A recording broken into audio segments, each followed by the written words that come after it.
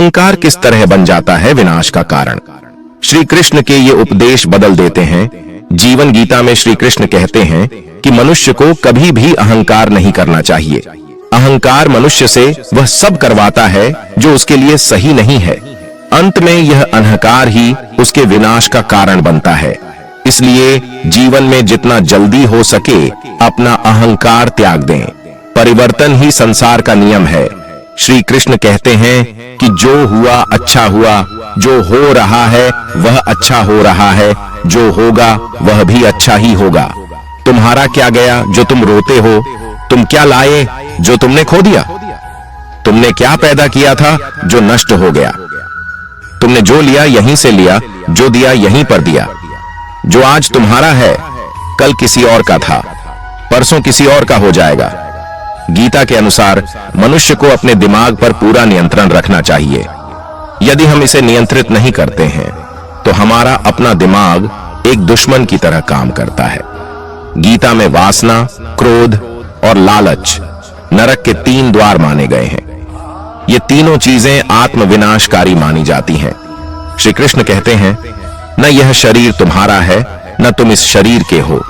यह शरीर अग्नि, जल, वायु, पृथ्वी और आकाश से बना है और अंत में इसी में मिल जाएगा, परंतु आत्मा स्थिर है।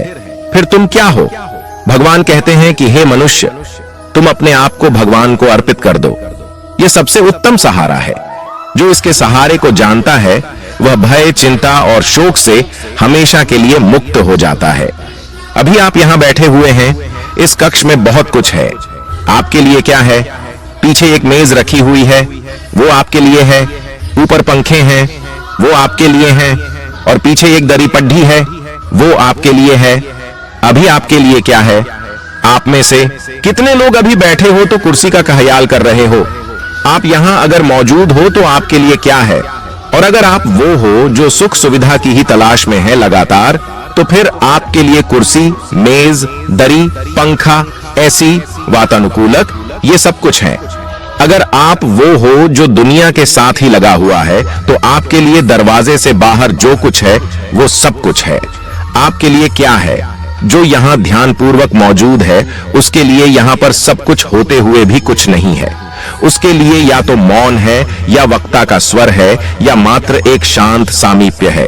ठीक उसी तरीके से इस कक्ष को अगर आप पूरा संसार माने, जगत माने, तो इसमें हर तरफ स्थितियां पड़ी हुई हैं, जिसमें से कुछ स्थितियों को अहंकार अनुकूल मानता है, कुछ को प्रतिकूल मानता है। जिनको प्रतिकूल मानता है उनको समस्याएं कहता है, पर उनकी ओर वह आकृष्ट तभी होगा जब उसका वास्तविक से कोई लेना देना ना हो। अन्यथा समस्याएं पड़ी ही रहेंगी। अहंकार के लिए नहीं होंगी, आपके लिए नहीं होंगी। ठीक वैसे जैसे यहाँ पीछे कुछ अलमारियां पड़ी ही हुई हैं, लेकिन आपके लिए नहीं है।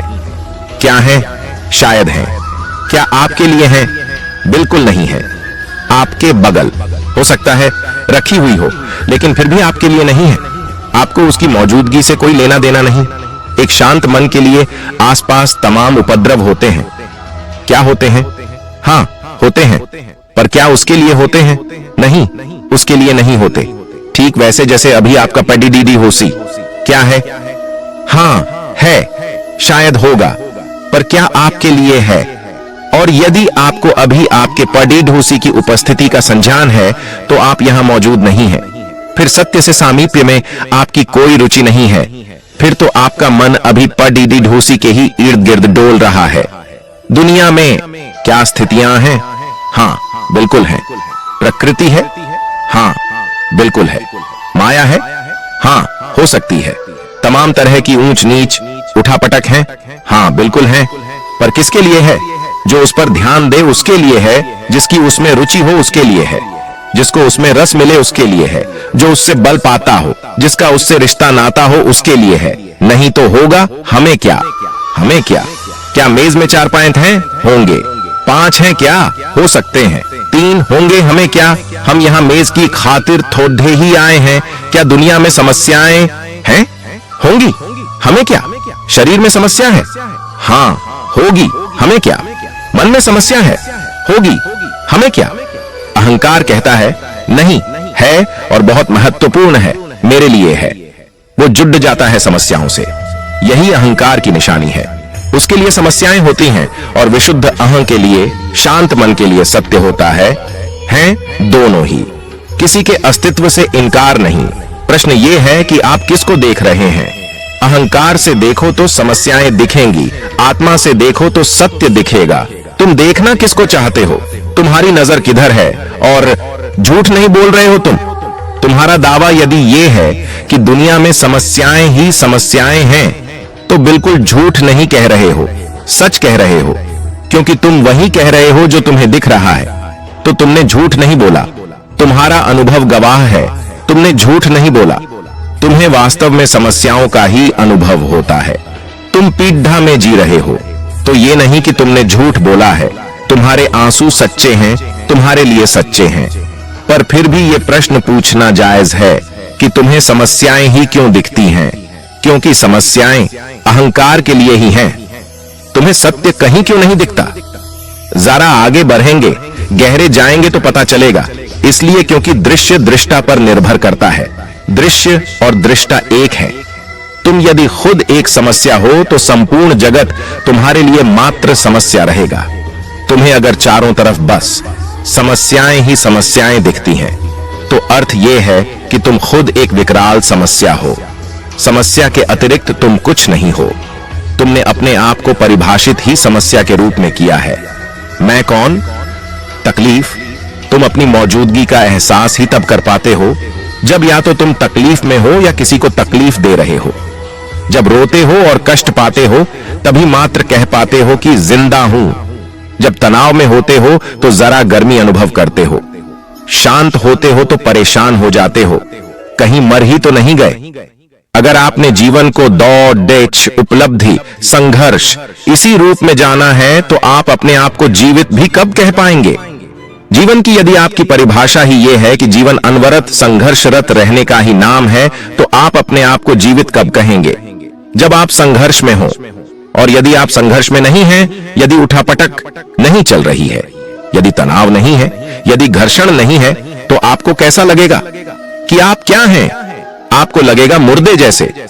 तो फिर जरा जीवित अनुभव करने के लिए आप स्वयं ही अपने आप को तकलीफ में झोंक देंगे।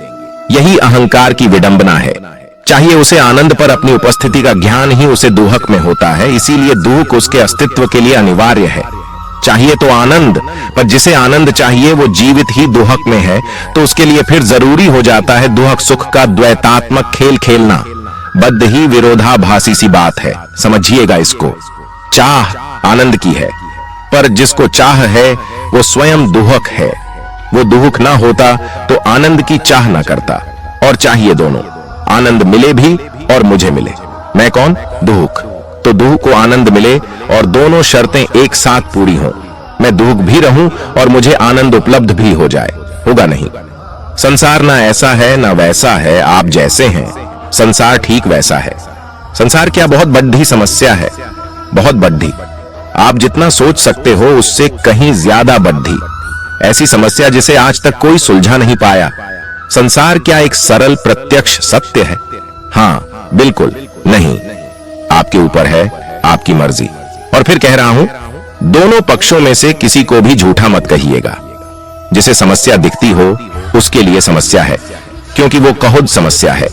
और जिसे सत्य दिखता हो उसके लिए सत्य, सरलता, प्रेम है। क्यों? क्योंकि वो कहुद सत्य है, सरल है। तो यहां पर सवाल फिर सही गलत का नहीं है। यहां पर सवाल आपके चुनाव का है। आपको चाहिए क्या? आपको कैसे जीना है? आपको जैसे जीना हो चुन लीजिए। गलत मत समझ लीजिएगा।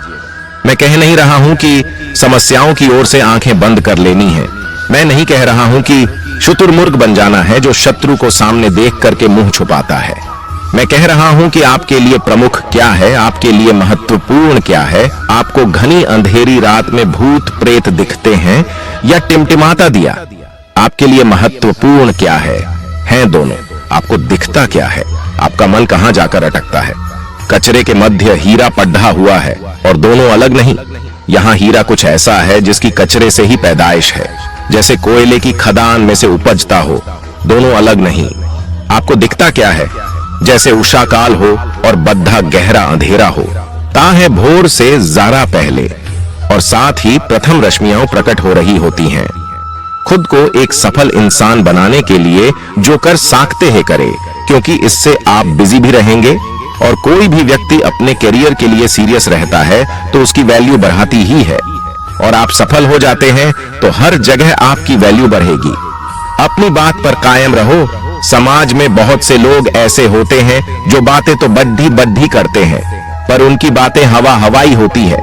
अक्सर वो अपने आप को बड्ढा बताने के लिए दूसरों को झूठे दिलासे देते रहते हैं। शुरू में तो लोग इन पर भरोसा कर लेते